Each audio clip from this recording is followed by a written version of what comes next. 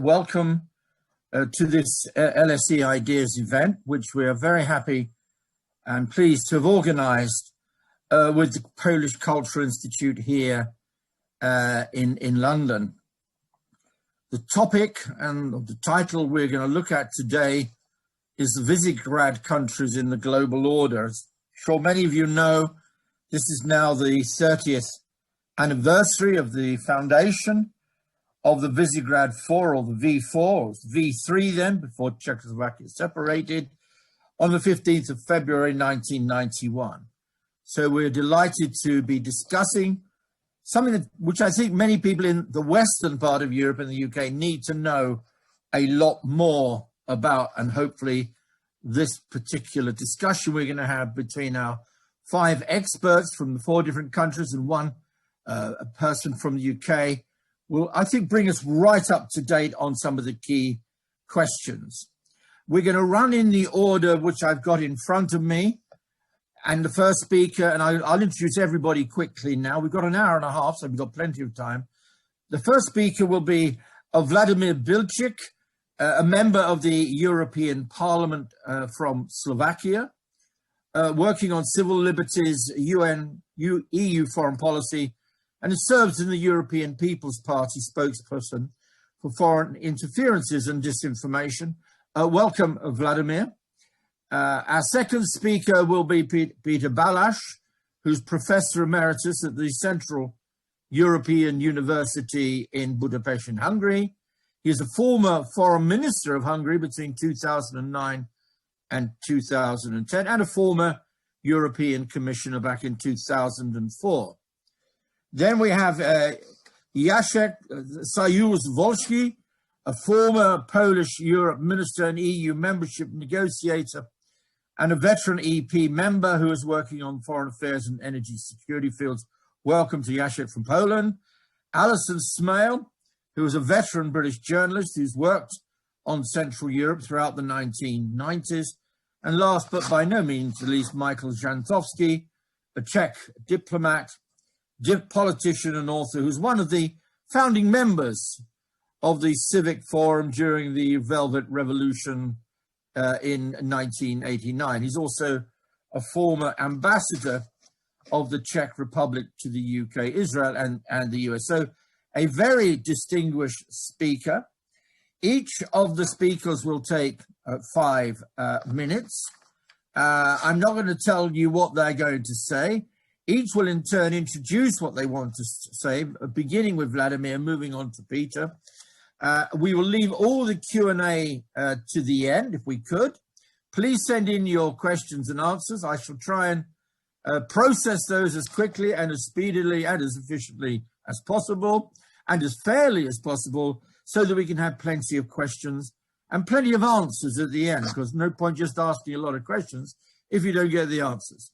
So I'm just going to hand over straight away to Vladimir to begin. I'm going to give 5 minutes to each of our 5 speakers, 5-6 minutes, and then I'll ask a couple of questions, and then we'll move into the Q&A. So Vladimir from Slovakia, no more ado. We're really looking forward to what you have to say, and welcome to this event. Thank you very much, Michael, and very good late afternoon from Brussels, from the European Parliament. And it's a real pleasure to be a part of this session. I want to thank the LSE, the organizers putting this together, the Polish Cultural Institute, but also all the V4 diplomats who I know have been engaged in helping to put this together. It's a real timely opportunity. The V4 has been around for 30 years, and I do hope we will have a lively and an important European future in the V4 for the next 3 decades. This would be really a very good bit of news. I'm also very grateful to the LSE for doing this. I was last time in London at the LSE as an academic, as a researcher, actually within the LSE Ideas project, discussing Brexit before Brexit.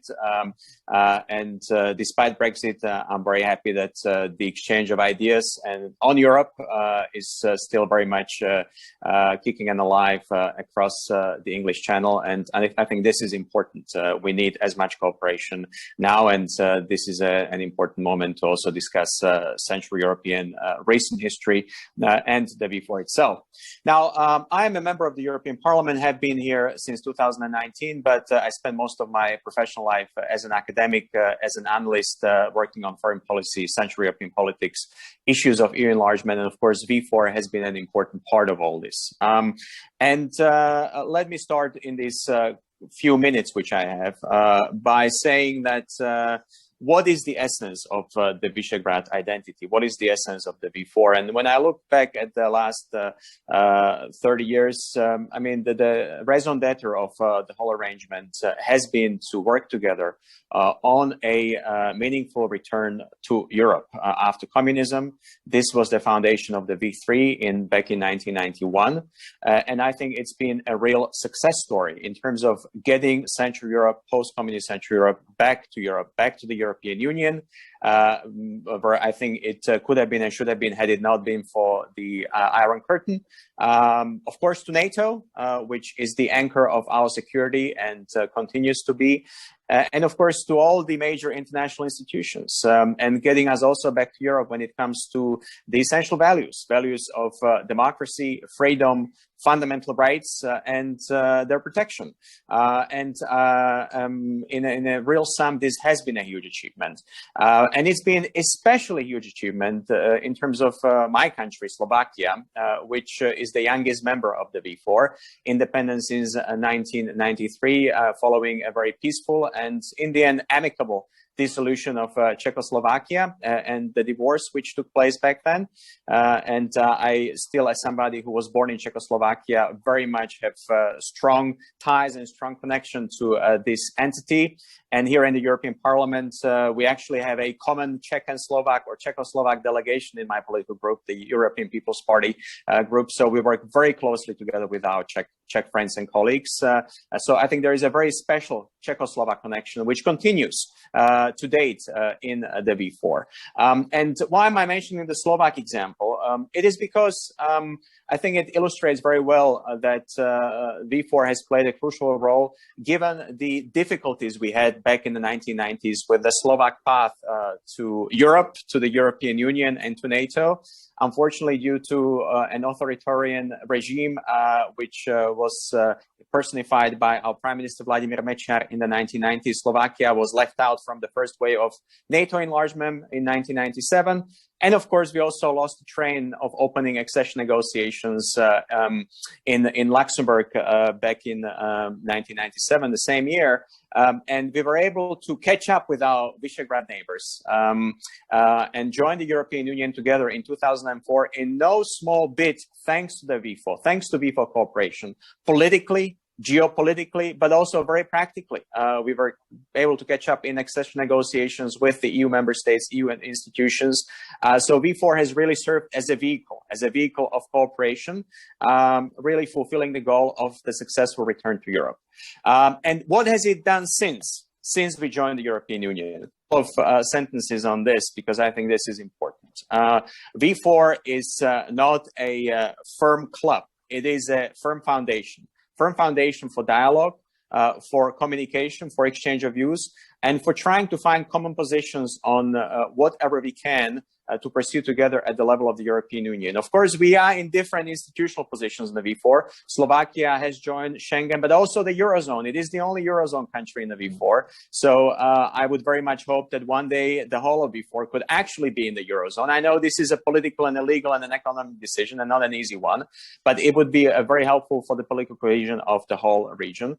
But we have our differences, we acknowledge them, but we exchange very, very openly on these, on all fora, across the governments, also here within the European Parliament, and also in the civil society. I think it's important to say that the V4 is not an institutionalized entity, with the exception of the International Visegrad Fund, which is an entity which funds joint projects, supports the civil society. But politically, it has stayed a rather loose network. Yet, it has achieved quite a prominence as a trademark. Now, unfortunately, let me say this trademark has had some mixed images as of recent years, marked especially by the events following the big migration crisis across the European Union, and also following some political differences which we have between Poland and Hungary on the one hand, and Slovakia and the Czech Republic on the other hand. However, I do believe that just like V4 has had some bumpy times and a bumpy road to this 30th anniversary, we will certainly work towards a European future of the V4, because it makes us all stronger collectively. If we can, in a meaningful way, contribute to the future foundation of the European Union, the V4 will be strong. Not a single member of a state of the V4 can perform this alone. So V4 is and continues to be very useful. But of course, we also look at coalitions with other member states and cooperation within other fora in Europe. This is not the exclusive club. And we use it when it works. And I hope it can work even better for the benefit of all of us. So I would leave it here. I think I've exceeded my 5 minutes. I do apologize, but I hope we can have more of an exchange during the Q&A. Thank you. Thank you very much, Vladimir. A very nice introduction. And we move straight over to Peter Balazs. Peter, over to you.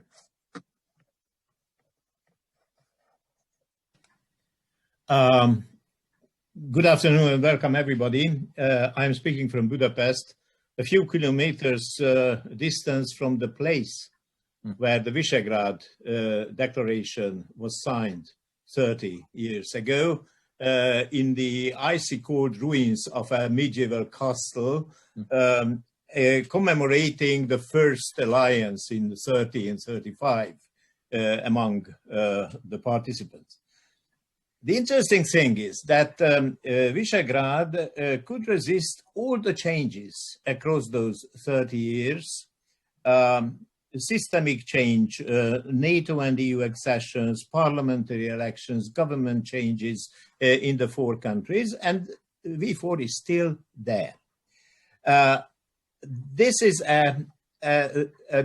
perhaps the reverse cohesion, because usually when we get a smaller group within a larger organization like NATO or EU, it is more cohesive, it is stronger inside than the larger framework, like Benelux, like the political cohesion of the Nordic countries, and several others.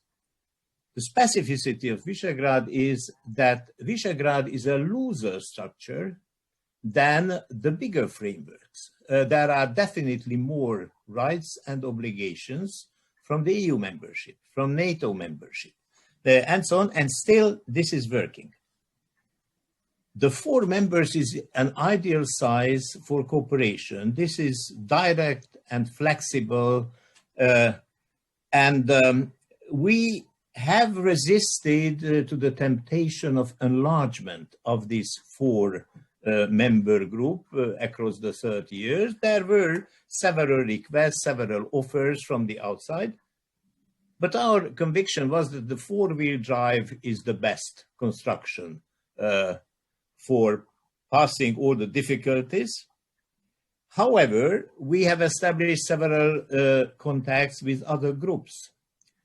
When I happened to be in the chair of Visegrad in my government function, we had meetings between Visegrad and the 3 Baltics, between Visegrad and the 3 Benelux, between Visegrad and the EU trio presidency of that time. And those meetings proved to be very useful. Now, the problem with the 4 is that with 4 members, there is no majority. This is either 2 are starting and the 2 other follows, because the majority, there is only 1 majority, 3 against 1, and this is politically not a good solution. So usually when 2 governments start doing something or targeting something, the question is whether the 2 others will follow. We have a lot of common interests. I'm not going deeply back in history, but these were the nations that stood up against the Soviet rule during those times. We have a very similar economic development level, and our common interests are mainly based on structures that are territorially bound, like transport, energy, environment, employment, and several others. For that reason, the stronger common positions can be formed within the European Union, much more than in any other organization. And we have already cooperated during the accession negotiations. We were the 4 last countries. I was there in Copenhagen in December 2002 when we concluded the negotiations. And this was the hardcore of that big team that joined the EU by that time. The 4 prime ministers were sitting around one single table in the buffet and coordinated their positions. The question is whether Visegrad will survive the next 30 years. In my feeling, this is a good structure. The content depends always on what the actual governments want to do. If they can find a common denominator, they will cooperate. But I have the feeling that we should be better organized, better mandated, better staffed, and better financed. Visegrad would merit more attention. The question is who and when could do it, because there was only one miraculous moment in history when we had, by that time, 3 wonderful presidents, Václav Havel, Lech Wałęsa, and Arpad Gönc. I cannot see the successors of those 3 presidents today. Thank you. Peter, thank you very much for those comments, looking forward as well as looking backwards. What will the next 30 years bring? We'll have to discuss that, I think. And the third speaker, Jacek, I'm passing over to you now. Jacek. Thank you so much. I could fully subscribe to what was said by my Slovak and Czech and Hungarian predecessors. So just a few complimentary words. Born 30 years ago, I was at his birth, the second summit in Krakow in '91, in Prague when we jointly launched the Eastern Partnership, and when we signed in 1991 in December jointly, all 3 prime ministers then, the association agreement. But it will be difficult to understand the cohesion of the group, which is bigger than it appears to be, if you do not remind that it is 8 centuries old. We share the same history, we share the same cultural affinity, we share the same interests, and we happen to share the same sovereigns. I mean, kings. We had the same kings coming either from Budapest or from Prague or from Krakow. So it's a 14th century old community of this destiny.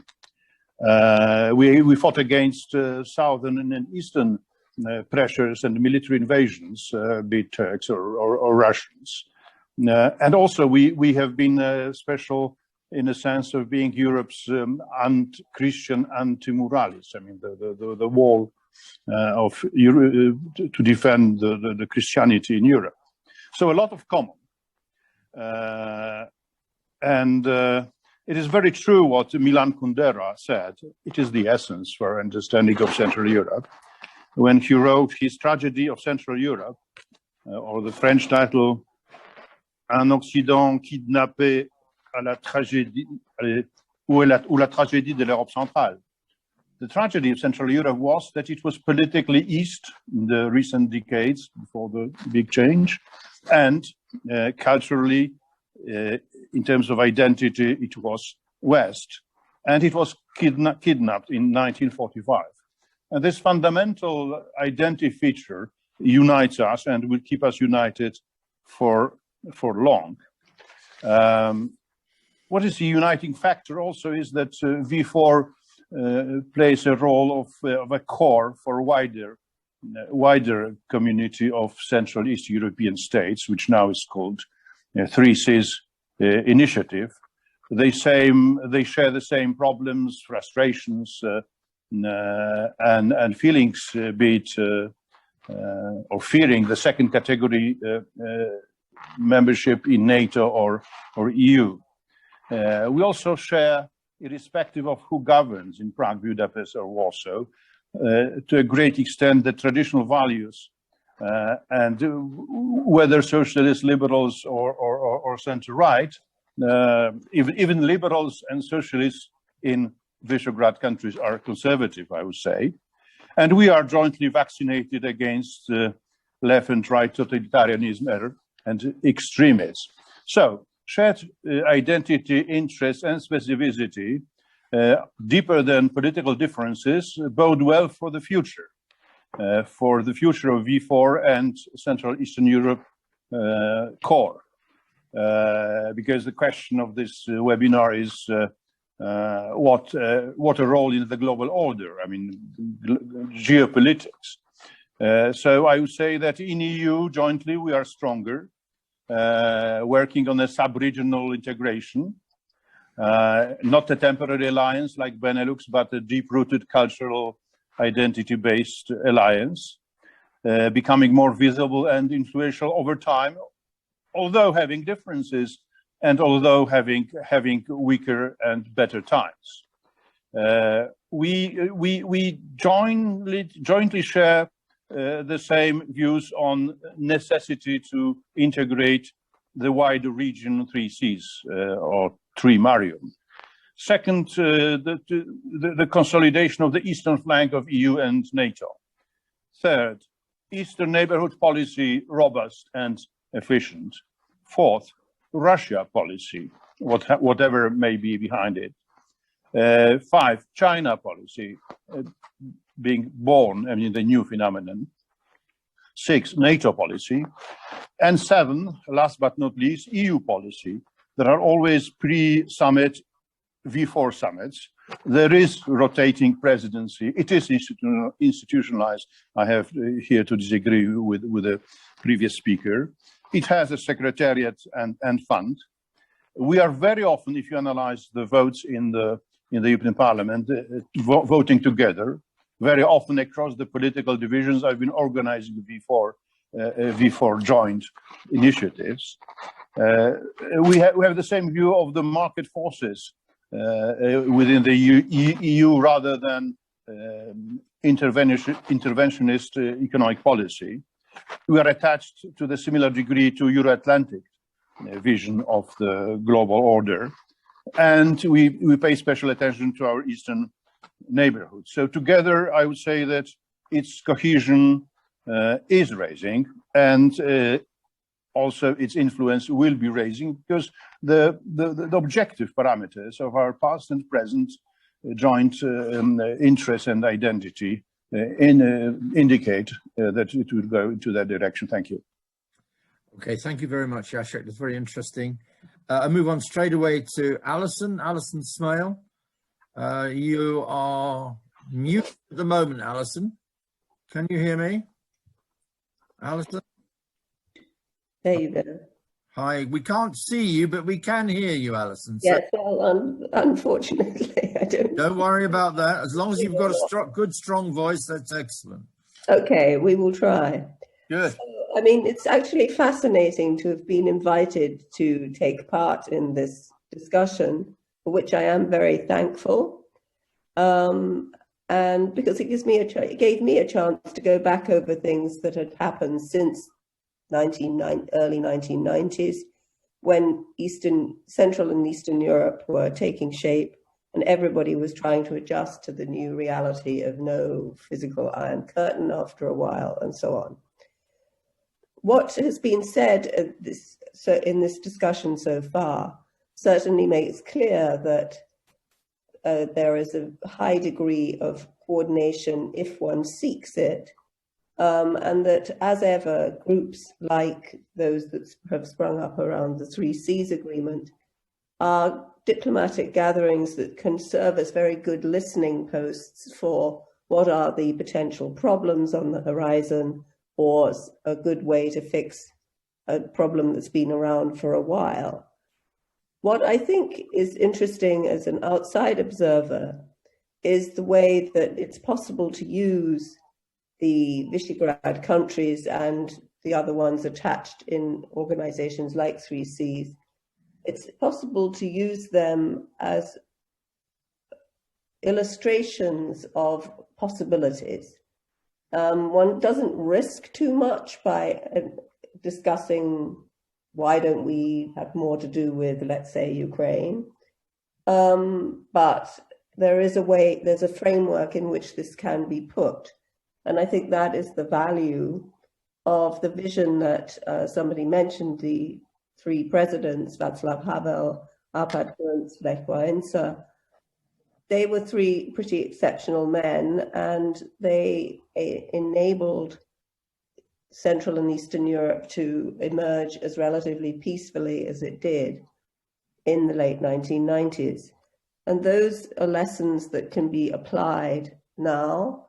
I wonder, and I'd be interested to hear from those of you who teach students, how much awareness there is outside foreign policy circles of the kinds of organizations that Visegrad and others have been able to fuel and to foster. I wonder also if I often wonder this about a lot of European structures, how genuinely popular and needed are they? How much explanation really goes into them? But one thing I did notice, and I will be then shut up, when I was at the United Nations for 2 years, 2017 to 2019, Slovakia played a fairly outsized role just because it had the rotating chairmanship for a year. And it was a very wonderful way to introduce people who really would never have a chance to even think about Slovakia to the traditions and the customs of that particular country. But I really wonder if anybody back home in Slovakia would be able to sort of stack that up as a here's what we scored and here's what we gained from introducing our country more thoroughly. I will stop there, since I'm sure Michal has much more interesting things to say about how much it has been possible to realize the vision of those three visionary presidents and where the way forward lies. So thank you very much for your attention, and I look forward to a lively discussion. Thank you very much, Alison. I'll come back later on how much awareness there is, at least where I'm sitting here in London, and maybe in some of the other Western countries like France and Germany. If I'm honest about it, in terms of, say, Britain, the awareness is not very high amongst students, but certainly would be amongst politicians in the UK. I think especially maybe after Brexit itself, because the relationships between the V4 and Brexit, it could become even more significant. But Yes. We'll come back to that again, but it's a very, very good question. We think we're always in something that everybody else is interested in and knows a lot about, but maybe not. That's, we know that problem from teaching over many years. But anyway, thanks very much, Alison, for those few comments, but very useful ones as well. And last but by no means least, Michael Žantovský. Michael. Well, thank you. Thank you for having me. As a chronologically challenged person, I was assigned the task to revisit some of the beginnings of the V4. As all living organisms, the Visegrad Group has its prehistory, its history, and its present. It was first contemplated, at least as far as I know, in Warsaw in January 1990. It was conceived in Bratislava in April 1990. And well, to satisfy the need for proper alliteration, it was con-celebrated in Budapest and Visegrad on 15th of February 1991. It had many Polish, Hungarian, and Czech and Slovak godfathers, many of them old friends and fellow freedom fighters from the communist days. But it is fair to say that Václav Havel was its spiritual father. And I had the privilege to be present in all the three places.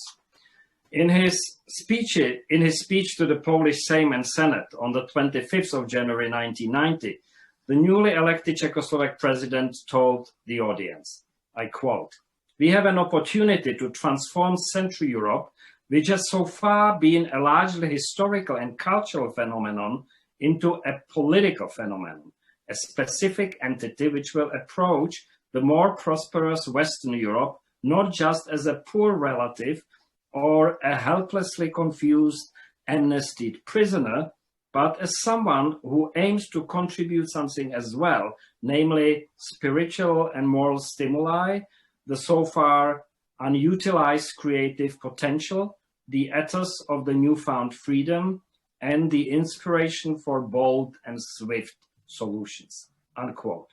In the speech, he invited the Polish and Hungarian representatives to meet in the near future at the castle in Bratislava to discuss the idea. And the next day after the speech, he traveled to Budapest to spread the gospel. The April meeting in Bratislava gave the idea of a regional grouping and its goals some firmer contours. In fact, the Visegrad Group might have been born that day if it were not for a question of legitimacy. Whereas Hungary and Czechoslovakia were represented by the newly elected symbols of democratic transformation in Central Europe, Josef Antal and Václav Havel, in Poland, Lech Wałęsa was still waiting in the wings, and the country was represented by General Jaruzelski, hardly a promising sign of a democratic future. So the group was conceived in Bratislava, but had to wait to be born a little more than 9 months later in Hungary. The Visegrad Declaration is somewhat short on specifics, but its title conveys the general idea precisely. It is called Declaration on Cooperation in Striving for European Integration. It emphasized not only the geographic and cultural proximity, but also the universal values that bound the three countries together, namely, and I quote, mutual tolerance and respect for individual families, local, regional, and national communities, and the freedom from hatred, nationalism, xenophobia, and local strife, unquote. We can all reflect on how true we stayed to these goals and how successful we were in fulfilling Havel's ambitions. It is also worth noting what Visegrad was not. It was not an embryonal security concept aiming at the integration into NATO, as sometimes claimed, and there is little in the declaration itself to suggest it. And the reason was quite simple. The Warsaw Pact was officially disbanded only on the 1st of July 1991, and there were still Soviet troops on the territory of the three countries. It may have been in the back of our minds, but it was better left unsaid. How have the ambitions of the group fared so far? Not as well as we hoped and not as poorly as we feared. The fundamental cooperation is benefiting all the countries, all the four countries to this day, in the spheres of culture and civil society ties and cooperation exemplified by the Visegrad Fund. We have fared extremely well. We all joined the EU at the same time in 2004. My personal regret is that we were unable to properly coordinate our accession negotiations and their strategies. If we had negotiated together, we might have obtained better terms.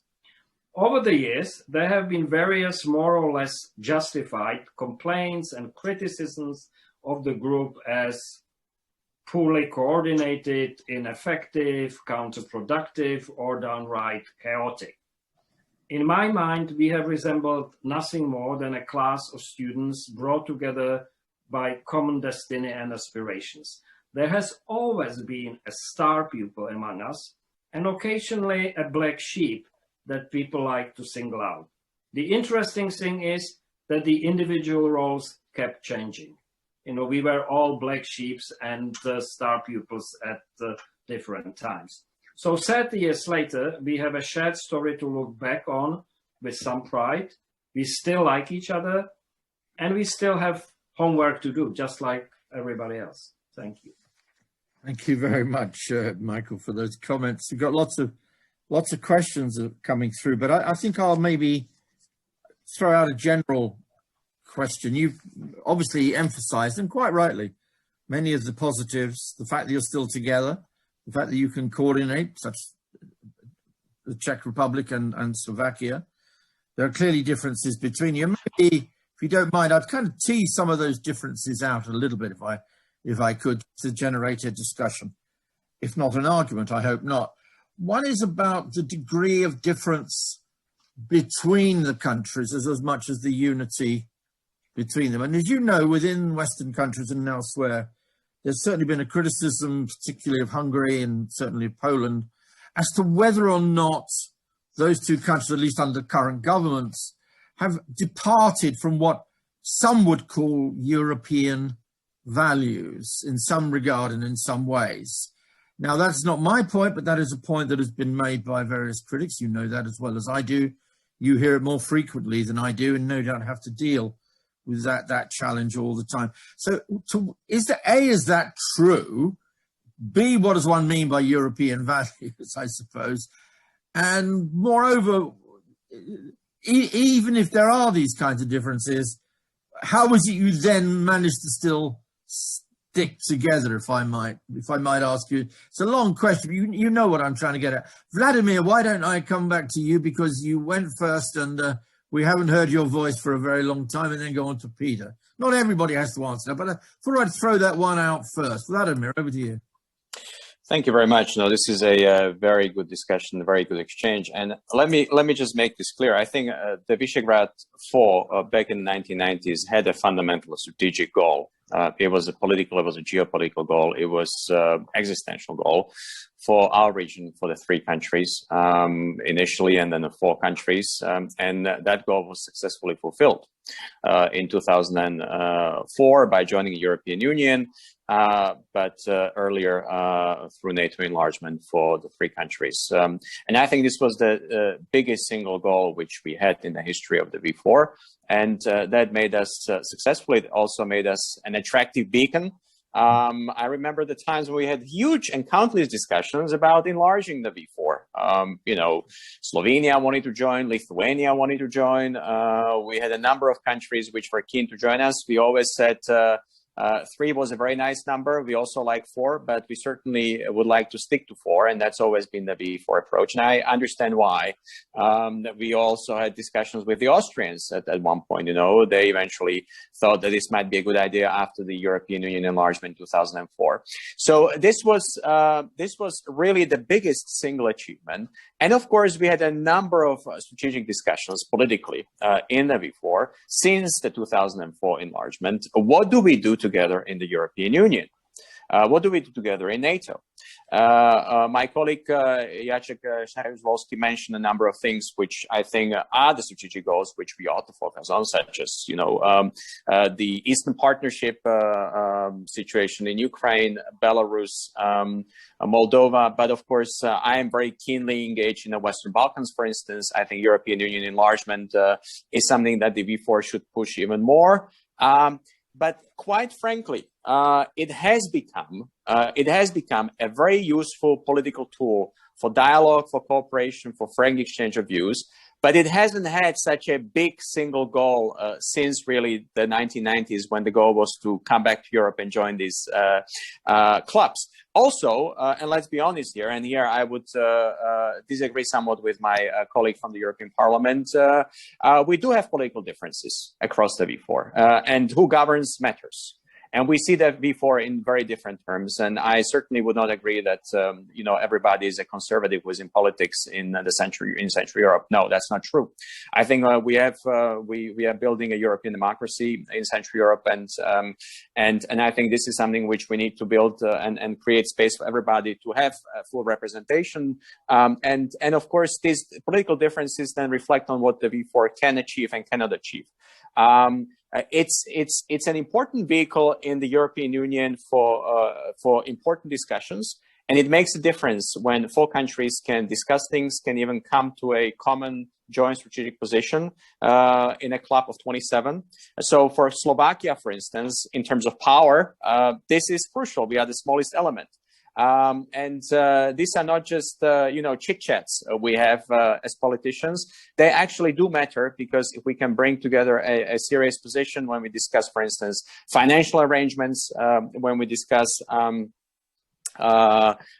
also cohesion policy, for instance, where the EU money should go and where it should be spent. This is, I think, where we can be united strongly, despite political differences we may have at the moment. So there are still some strategic interests. But I'd argue what holds us together is the fact that we've actually been in the European Union. And I think what could hold us more together in the future, and this is where I return to my original point, is if we were even more anchored in the European Union. Slovakia is in the Eurozone. We joined the Eurozone, and that makes a political difference in terms of also our access to certain institutional debates and decision-making processes. And it would be wonderful if Euro became a currency of the V4 as well. This is my wish. It's a political preference. I know it's not in my hands, and I also know that the tectonic forces are not for it at the moment, but I think it would be also enormously helpful. And of course, I think we need to get back to the basics. That's my last point. Today in the European Parliament, we had a big debate. I took part of it just before our discussion here on the freedom of media in Central Europe, especially. I think this has been something which has been challenged. In my country in particular, which saw a murder of an investigative journalist a couple of years ago, Jan Kuciak. But also when we look at the ranking of the freedom of media across Central Europe, we've seen a significant drop in all countries. And I think this is very, very a challenge. So I think I also see, and this is where I see an important role for both politicians, but also the civil society through the International Visegrad Fund. I think V4 should be here as the beacon of the fundamental values and the goals upon which it was founded. And those goals really had to do not only with a return to Europe, but also a firm place in Europe. And I hope this is what can help us. So I think this really is important, and we can make a difference in the politics of the European Union if we are clear on what we stand for. But it doesn't happen very often these days. Okay, Peter, do you want to have a little go at that one? Well, let me start by saying that the four nations, we know each other and we like each other. There is a very special relationship between Hungarians and Slovaks. Hungary has today 7 neighbors, 7 nations, and the closest relationship is with the Slovaks. We feel like brothers if we put aside some bad nationalist influences on both sides, some heritage. Then we can really talk with each other. There's a special love with Poles, Hungarians, Poles, the two brothers, and a lot of common history, and very good relations, very open relations with the Czechs. So governments should not destroy that very positive relationship between and among the four nations.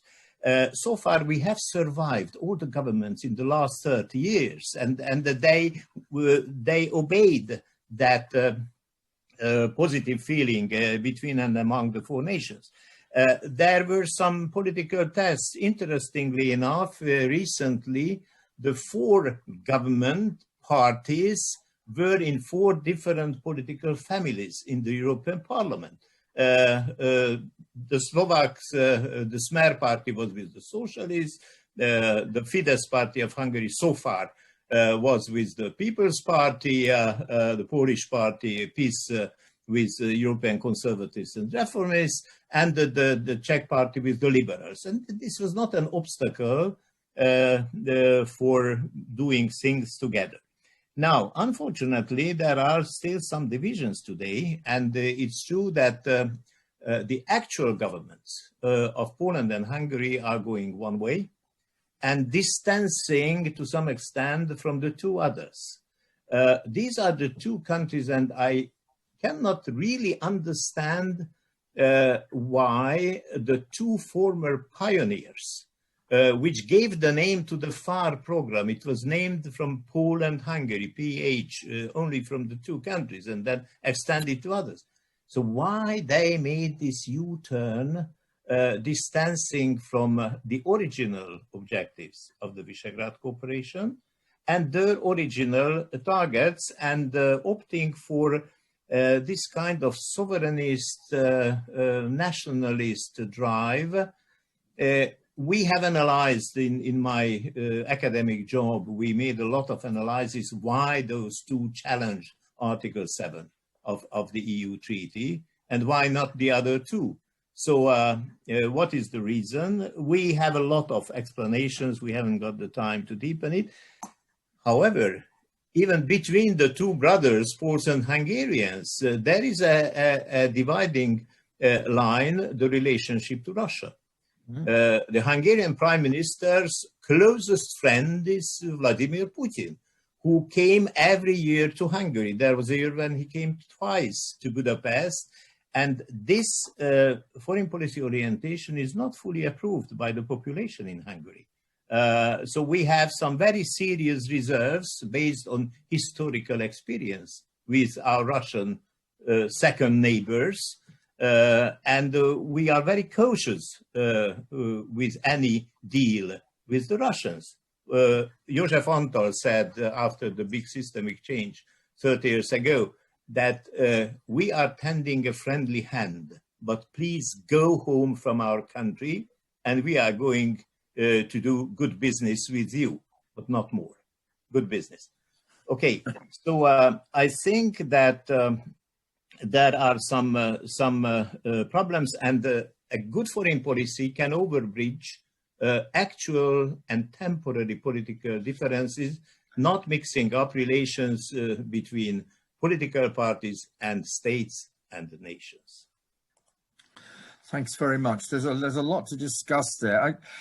Rather than go through everybody, I'm going to kind of direct a question now. It comes from an old friend, a colleague who was with us in LSE Ideas, who's now at Sciences Po in France, David Cadieux. Nice to hear you, David, on the Q&A there. And it really picks up, and this is why I'm jumping in here.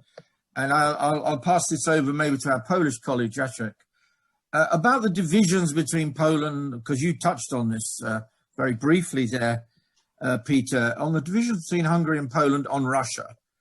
Again, looking at it from afar, but not just from afar, you can see it quite clearly. There's a very, very profound difference, I would have thought, on how to relate to Russia, and not just in general terms, but also in terms of EU sanctions on NATO and Ukraine, how to deal even the Sputnik vaccine itself. So are these just minor differences that you can override because you want to all stay together? Or are these such profound differences? Maybe if I went over to Jacek first from Poland, if you're listening to me, Jacek, thank you very much. And maybe, Peter, I'll come back to you because I've got other questions for others, including Michael. But maybe we could deal with that one first, Jacek, if you don't mind. The Poland-Hungary divide, as it is clearly seen by many from outside, including our good friend David Cadieux from Paris. Jacek, over to you. Maybe yes, but before answering directly the question, let me say I wanted and I want to refuse the temptation, which Peter, my colleague, did not, to accentuate the differences. Mm-hmm. If we were so homogenic as we all or they would wish, we would be United Kingdom of Visegrad. I don't think the differences between us are bigger than between Wales, England, and Scotland, not to mention Northern Ireland. Although we do not create a joint state. Although if the dynastic history went different, we might have been. We might have been. There was a proposal in 39 to to create a joint Polish-Czechoslovak state when we are already under German invasion. The talks were held in eastern France, in western France. There were various, and we shared the same kings, as I said, and so forth. So we are quite cohesive, I would say more than Benelux. More in terms of deep interest than Franco-German tandem. There are things which are different because if not, we would be one state. So we are looking for common goals and common interests. I would say, and counter to what was just said, but why of my colleagues. I mean, but just to mention Peter Balazs, I worked with him on EU integration in early 90s, we jointly negotiated, we jointly signed association agreement in the Rond-Point-Schuman building. I didn't even know what is his political affinity. I didn't care. We shared the same values, goals of joining EU. And now we continue, and this is the experience of the 4 prime ministers, we continue to fight together for the same interests in EU, cohesion, budget, Eastern neighborhood, Euro-Atlantic. What about the policy? Let me come back to my original question, though. Yeah. Question of Russia, if you could pick that up as well from David Cadier. Thanks. Yes, we differ with Hungary. We can live with it. Somebody who knows the history of Hungary and 1956, when there were trains full of Hungarians coming to us and deliveries of blood from Poland to Hungary, somebody who knows what was 56 in Budapest will never believe in this complot, Hungaro-Russian. It is a tactical move. I know closely Viktor Orban. I was angry at him, but it is a tactic thing. It is not a strategic thing. And because it is so, it does not divide us. It does not divide us. Remember, Hungary is a country victim of Trianon, victim historically of pressures from Turkey, 500 years of occupation, Russia. We have been fighting with them, Turks together, and Germany. So special relationship with Ankara, Moscow, and Berlin is the credo of every government, be it socialist, liberal, or conservative in Hungary. And we accept it. So it is not a dividing line. But on Eastern Partnership, for example, we want to have strong, as free as possible Eastern neighborhood. Yeah. We work together, but on the main lines of EU policy, we speak with a one voice, irrespective, as rightly Peter Balazs said. Yes, you did. I mean, every prime minister came from another political family: socialists, liberals, Christian Democrats, and conservatives. And we work together. And being for 8 years in the government and negotiating various issues, I rarely even noticed or felt that this different belonging makes a difference. Yeah, not really. It's about and about values. Let me say first, backsliding on democracy. Just 2 words is untrue. In traditional values, we are very close. On this novel so-called European values, not. But on major strategic choices, we are very, very close. And that leads me to this global question which you ask, because we tackle too much the internal V4 things. Uniting factors make us an actor within the EU, on the eastern flank of NATO, and in wider Europe.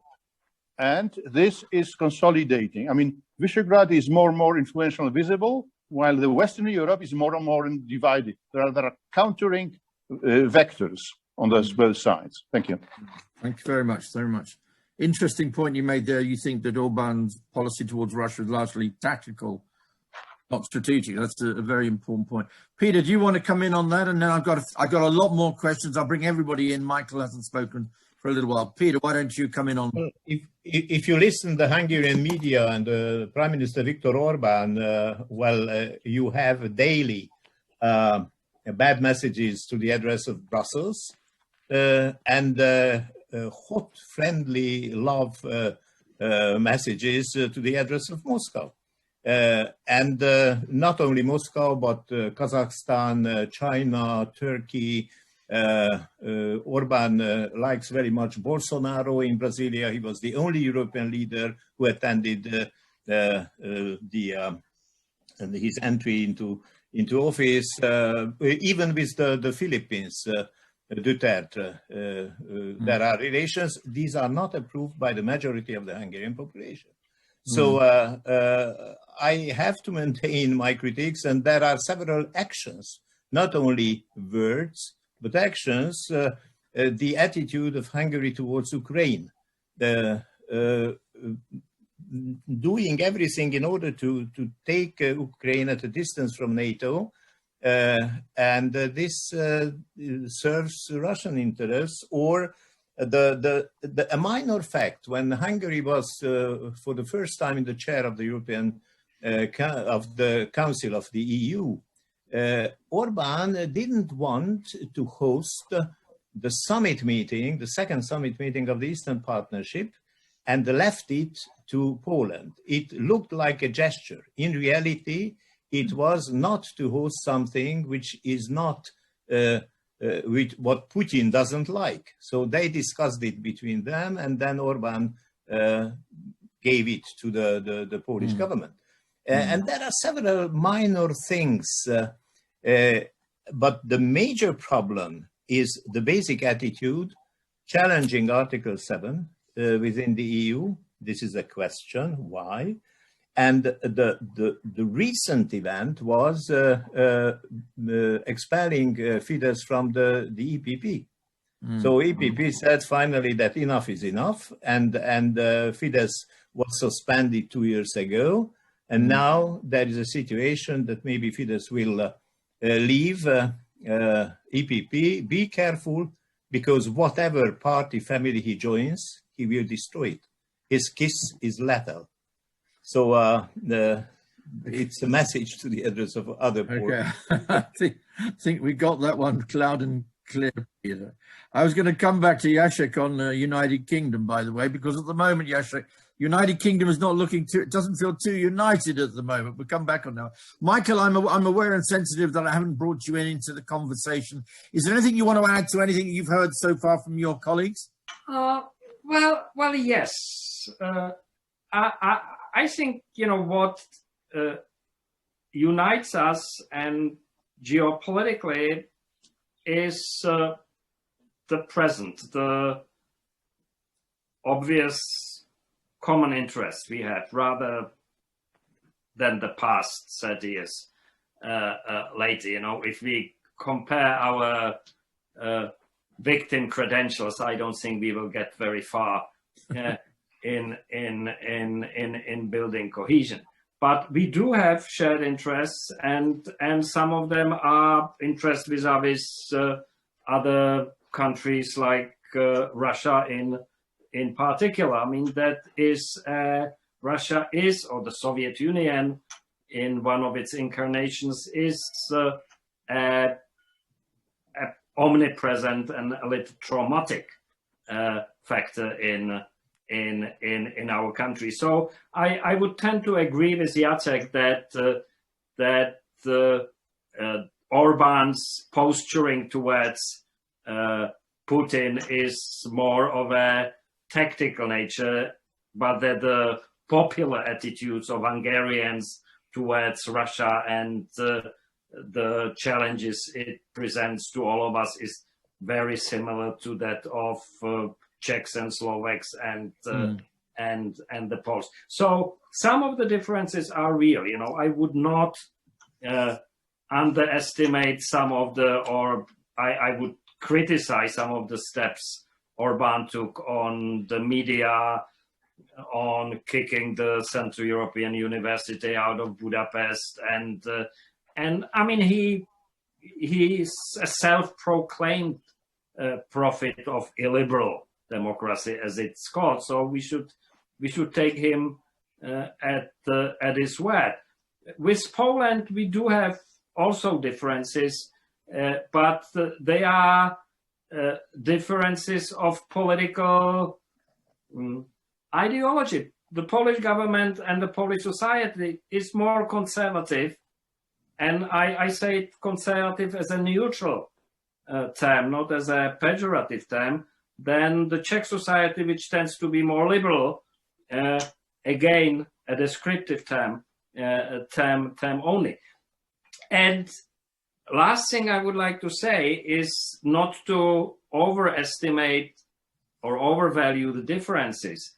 I mean, there exist illiberal attitudes and trends within the Czech society and within the Slovak society as well. It's not like Poland and Hungary are all illiberal and we are all liberal. The difference is that in Poland and in Hungary, the governments have a majority which makes them able to legislate and to make policies that the Czechoslovak governments would find very, very hard to make. And on Russia, look, I mean, we have a president who's a big fan of Putin and speaks of him as a friend. I mean, fortunately, the rest of the country does not. But and there are such politicians in Slovakia. There have always been. So let's not hide the differences under the carpet, but take them in perspective. Yeah, that's great. Thanks very much. I'm going to kind of change tack a wee bit, and actually, if you don't mind me bringing in the Brexit question, it hasn't come up in the Q&A, but I'm bound to ask it, aren't I? I'm sitting here in London. I lived in Northern Ireland for a long time, by the way, so watching the events unfold there as a result of Brexit, or a particular interpretation of Brexit. And maybe Scotland, who knows where it's going to go in 1 year, 2 years time. I don't know. The fact that I don't know does tell me something about some of the consequences. But I'm very interested in thinking about the consequences of Brexit for the Visegrad Four. And could I put a provocation to you? The Brexit has made the European Union more unified. It's kind of done damage to the Euroscepticism. I mean, if you were a Eurosceptic before Brexit, maybe you become less Eurosceptic now because you can see some of the consequences. Let me say downside consequence, I'm saying at the moment, rather than the positive consequences, which I'm told by my Prime Minister will follow very, very soon. I'm still waiting. So just pick up on the whole Brexit question. Where do you think that and the impact that's having on the Visegrad for accelerating Euroscepticism, undermining it, or whatever? I'll come back to you straight away there, if you don't mind, Mikhail. And then we can move over straight away. See, I think you wanted to come in on that one very quick. Yes. Well, I would say two brief observations. And first, I mean, in the short term, Brexit might have made the EU more united because, there were all these stories of Britain going down to the bottom of the ocean and nobody wants to follow suit, etc., etc. In the medium to long term, I'm afraid the opposite is the case, because Europe without Britain is more prone to ideological thinking, to big visions and projects that may turn out not to be successful. We, at least I and many of us in the Czech Republic, we miss the British pragmatism. We miss the dose of common sense, etc., etc. And on the face of it, I mean, you can't. I mean, of course, we are all traumatized by the pandemics, but I think none of us could say that Europe today is more unified than before. I mean, in terms of foreign policy, look at Mr. Borrell's trip to Moscow a couple of or 3 weeks ago. I mean, if that was the sign of European unity, well, I don't know. Okay, I'm going to bring in Alison here. Unfortunately, Alison, because you don't have a face at the moment, but as you're a Brit yourself, perhaps you want to have a few reflections in answer to my own question, looking at both as a Brit and somebody who really knows the Visegrad of East Central Europe. What do you think, Alison, about Brexit impact? I think it's obviously difficult to say now, where we're just a few weeks really into the new situation, the post-Brexit situation, perhaps. But I think Mikhail has grabbed onto something that a lot of people in the UK and outside the UK recognize, which is that the UK brought a certain something to the mix in Brussels, and that certain something, which is British common sense, phlegmatism, good humour, been there before, got plenty of experience running the world. Thank you very much. I think there's obviously some expertise that is going to go missing. But what I fear more is that everybody on the continent of Europe, as we say in the UK, basically they're prepared to face this situation and bring a lot of experience to it. I'm not sure that people in the United Kingdom itself have quite so much awareness, particularly when there's a lot of other issues sort of which reflect the lack of unity in UK society. The royal family is one, the popularity of Scottish and other politicians is another. And these are serious things, as you yourself hinted just now. You know, where is this all going to take us? Somewhere quite dramatic, potentially.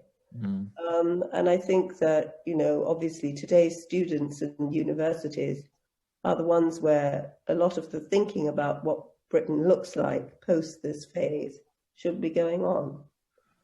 Yeah, thanks very much, Alison. Vladimir or Peter, just with brief comment on my kind of parochial British question, but it's not quite so parochial, is it really? Vladimir, do you want to go? Yeah, I'd like to come in. Thank you very much. And everybody, yeah. Thank you very much.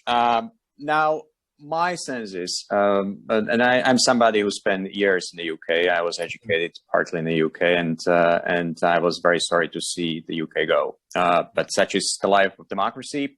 You decided, and I wish you all the best. And I hope also through events and projects such as this one, we can maintain a very strong link. And I hope after the post-Brexit trauma, the link can become even stronger. We need Britain in Europe. We need strong Britain in Europe, and we need strong Europe together with Britain, particularly when it comes to facing Russia, China, but also having a very meaningful relationship across the Atlantic. I think we need this, and that's the fundamental and the bottom line. And we will not be able to manage globally anything unless we do a lot of things together. So I hope there will be a revival of a stronger connection between Brussels and London.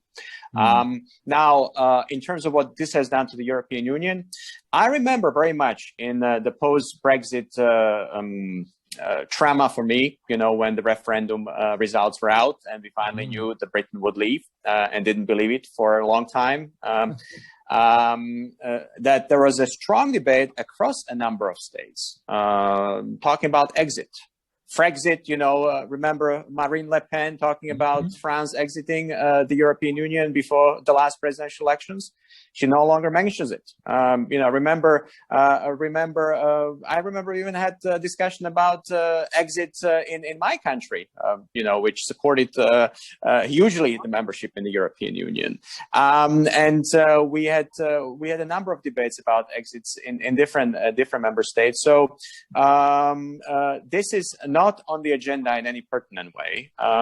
It could come back, but I think the European Union, the EU27 have been a lot more cohesive when it comes to any immediate exits. And that's good, that's useful. We've seen that Brexit brings huge costs. And I think this is the fundamental and the bottom line. Nobody wants to leave. Now, how long this will last, of course, that also depends on how we'll perform inside the European Union. I think we have a lot of joint tasks ahead.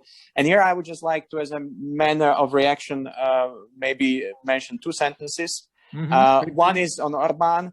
I think if somebody does something for at least a decade, it's hardly a tactic. It is a strategy. And I think we should be very careful in terms of how Budapest under Orban deals with Moscow. And I'm saying this as somebody who was vocally critical of Borrell's visit to Moscow. I even signed a letter in the European Parliament calling for Borrell's resignation. And we need to all learn lessons from how to deal with Moscow. I don't think we're doing a very good job here. And again, I think it would be helpful if London and Brussels join forces on some fundamental issues here when it comes to sanctions. Secondly, and this is just a remark to my honorable colleague, Jacek Saryusz-Wolski, I don't think there is any such thing as so-called European values. I think in 1956 in Hungary, people stood up for European values. I think the Czech and Slovak dissidents spent time in prison for European values. I think Solidarność was there to fight for European values. I think we are here in the European Union now to make sure that we all live up to European values. And I do believe Visegrad 4, which is not having the best of its times, but it's had great history throughout the 30 years, will be stronger again if we stand up strongly in the name of real European values, to which we have all subscribed also by signing the accession agreement. And I think this is important in terms of holding the EU 27 together, because there is no other way for us Central Europeans to have influence in this intertwined and more global world unless we work together and unless we subscribe to the same common foundations, which I think have been at the core of the V4. And I agree, we have a lot of common in our region. We have huge friendships across the borders here, and we need to maintain this. But I think fundamentally also there has to be clarity that V4 can be a meaningful contribution to the European project, and I hope we can work even better towards this. Thank you. Okay. Everybody else had their hand up. I want to kind of ask another question. Jacek, you can come in, and Peter, you can come in on the back of this next question. And if you want to pick up on what's been discussed and then, take it along. I've asked the Brexit question. I'm now going to ask an American question because we have been asked to talk about the global order. It seemed to me that when I saw the reaction in most Western capitals, let's take a Berlin or a Paris or a Rome or even a London, the reaction to the election of Joe Biden was very positive, to say the least. And the almost euphoric statements about the going of Donald Trump. Do you think that was reproduced in the Visegrad countries as well? And would that, if it was not, would that not illuminate certain differences? Because I can assure you that I know in London, even amongst those who didn't necessarily, oppose Trump very hard, nonetheless, there was quite, enthusiasm for his departure, and indeed a great kind of sense of optimism about the transatlantic relationship, which all of you have mentioned as well. So if you want to come in on that, that'll be wonderful. And Jacek, you can go next if you want to pick up on anything else, but also if you could take that second point as well in your remarks. Yeah, Jacek, over to you. Thank you. Now, to start with America, I think there are differences of sympathies which go across the political spectrum. Generally, the region of Central Eastern Europe is less, how to say, was less hostile to Trump. Yeah. Although there are differences, but I would put those differences apart. They do not signify that much, as it's a temporary thing that presidents change and sympathies change. On Orban, to my colleague Bilčík, we fear much less. We do fear. We are concerned by the Russia policy of Orban, but it's nothing as compared to the CDU, SPD, Nord Stream 2, pro-Russia policy of Germany. No comparison. No comparison.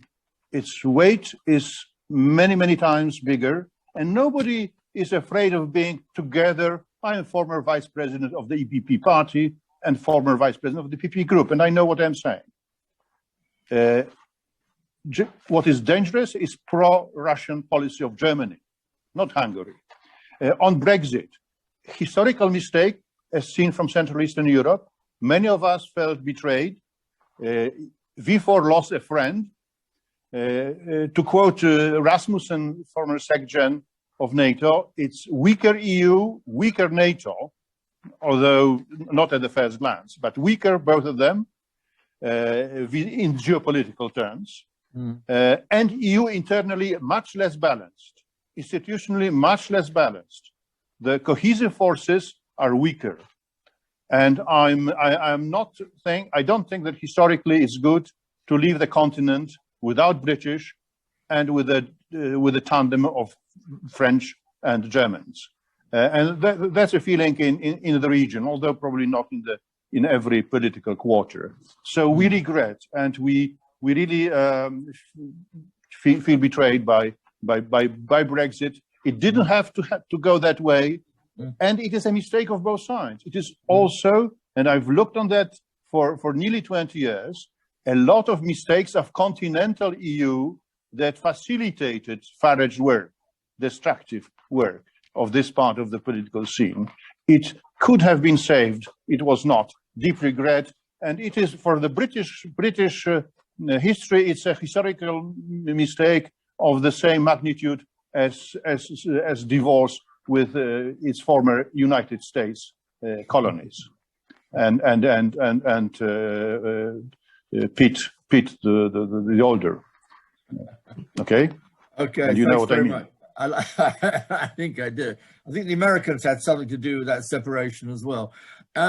Peter, do you want to come in on any of that? And then Michael, I know you wanted to come in because you wanted to bring in on the America, but I want both of you to say something about the United States as well as Brexit. Peter, over to you. Yeah, thank you.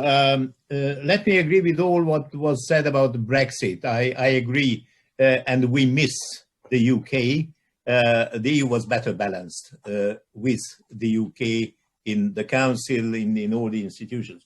Concerning the US, I think most people in Hungary welcomed Biden, and well, it was very funny to follow the Twitter diplomacy of Trump, but we trust much more the Syria's actual president. It was interesting to observe that Mr. Orban did not congratulate Biden for several days, and he was among the very last to send a very short formal message.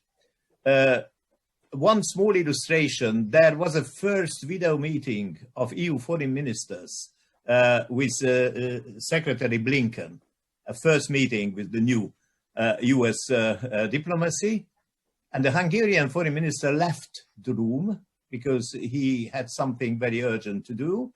And in leaving the room, he gave a short interview saying that in the last 4 years, relations between Hungary and the US were excellent. So this is the attitude of the actual government. I think, let me agree with Vladimir about Putin. I think that yes, maybe seen from the haze of the whole EU, this relationship between Orban and Putin is not as dangerous as some bigger business. But for Hungarians, the fact that Orban is copying Putin in handling the civil organizations, in handling my own former university, CEU, which is now partly in Vienna. And in many things, Orban is copy-paste Putin politics implemented in Hungary, this kind of directed democracy, or how to name it in a gentle way. So this is an over-centralized, one-party directed political pattern, which is very much more and more similar to what is happening in Russia. Thanks, Peter. Strong words, but we hear you. Michael, over to you. And then maybe move to Vladimir again, back to Vladimir. And I've got a question to go.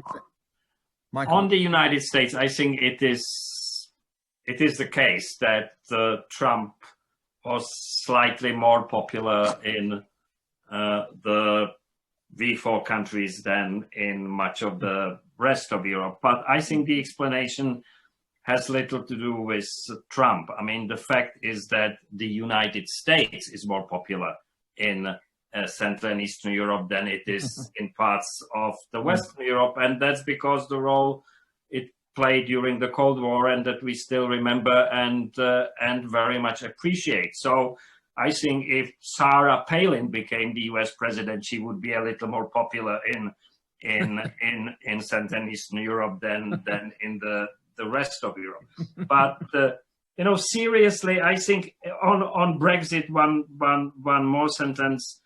I hope that a partial realignment between the EU and the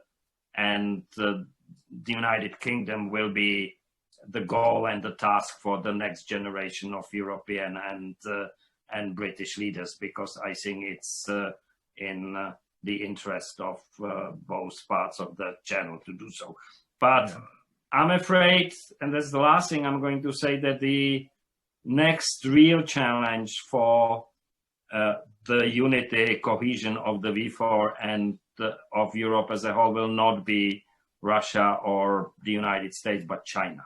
And I think that the Belt and Road Initiative that countries of the region, not just the V4 countries, but other countries of the region have various perspectives and approaches to, may be or is becoming a political instrument that might disrupt the cohesion of the V4 and of Europe as a whole. And I think it's high time to focus on that.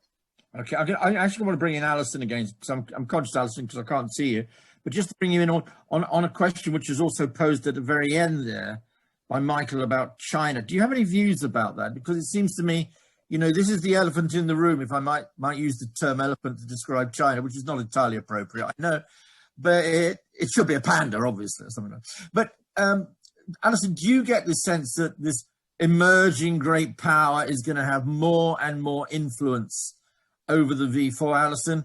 And do you think that's going to be to the good or to the ill? And do you think this is going to unite or divide the Visegrad countries? Alison, what do you think? And if others want to pick up on that, I'd appreciate your comments as well. Alison, over to you. Okay, thank you for giving me this opportunity to pronounce on what is really a large, huge question, which is not answerable in the next few minutes. But I think we can look at, for instance, what has happened to Hong Kong to see that things are changing in and around China. You have a leader who is clearly confident and feels that he can make moves that 10 years ago would have been considered perhaps unmakeable.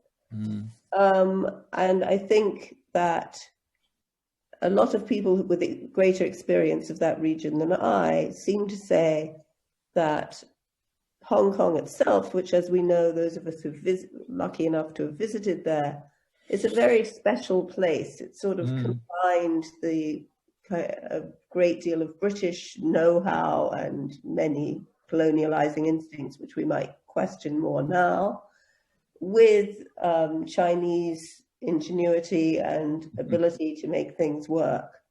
And it's an extremely special place, Hong Kong.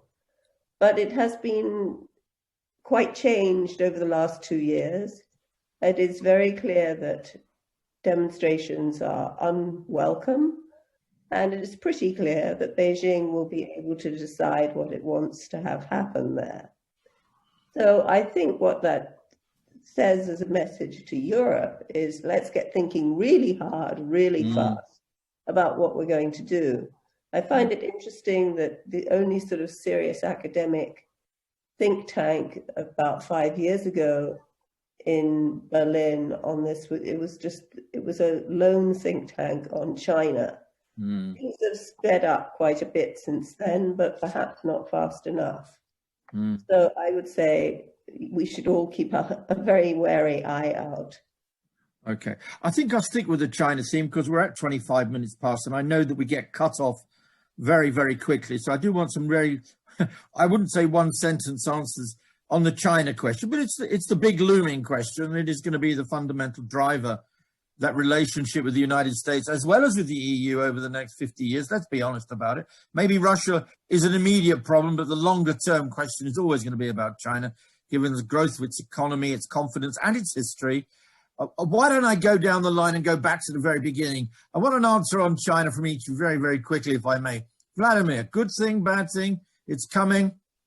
Nothing we can do. We have to deal with China, and I'm very pleased that yesterday in our EPP, European People's Party group, we actually agreed a strategic paper on China. I invite everybody to read it. So we actually have a position on that, and I don't think we can face China alone in Europe. I think we need the Americans back in business. Unfortunately, Trump disengaged. I do hope Biden re-engages and also re-engages with us on China. Okay. And I hope London re-engages as well, and we can really face China together. This is important. I am extremely concerned about what China is doing, not just in the European Union, sure, but in our neighborhood, especially in the Western Balkans. China is playing a very smart game, less visibly so. But we really have to face China, and politically, it's going to be probably the biggest challenge of the coming decades. Which is why I wanted it. We wanted to address it right at the very end in a session on global order. Peter, what are your very, very quick thoughts on that? Moving then over to Jacek and Michael. EU hasn't been strong enough to coordinate the action of its member states, so they run everybody to the 17+1 meetings without real EU coordination. Now, the new US administration is definitely stronger, and we could see the first impact of some US influence, rebalancing. Perhaps the transatlantic family together, EU and US, can counterbalance China and have a right and correct deal with Beijing.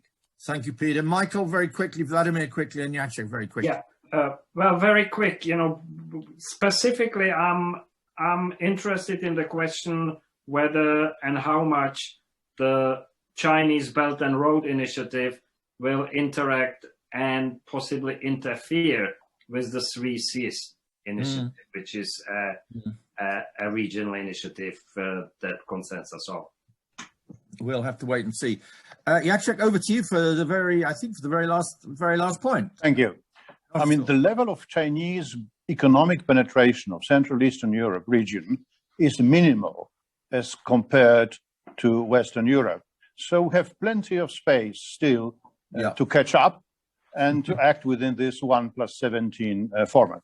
Second, we are very, very worried by the unilateral German KAI agreement replacing true EU position on that. Very, very worried. It's a copy of Russia policy, and it's very, very dangerous. Thank you. Okay, I'm going to draw it all to a close now. We've only got 60 seconds or less left. Firstly, to thank all of our speakers here today, Vladimir, Peter, Jacek, Alison, and Michael.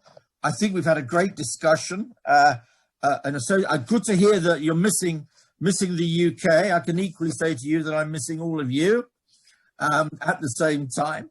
I'd like to say thank you to all the people at LSE Ideas who have made this possible. Megan, I'd like to say thank you to the Polish Cultural Institute here in London. I hope that we can have more discussion in the future. And all I want to say now is thank you, goodbye, keep well, and do keep safe. So goodbye to everybody, and have a good week and have a good year, and a better year than 2020, I think we would all pray for as well. So thanks again, everybody. Bye-bye.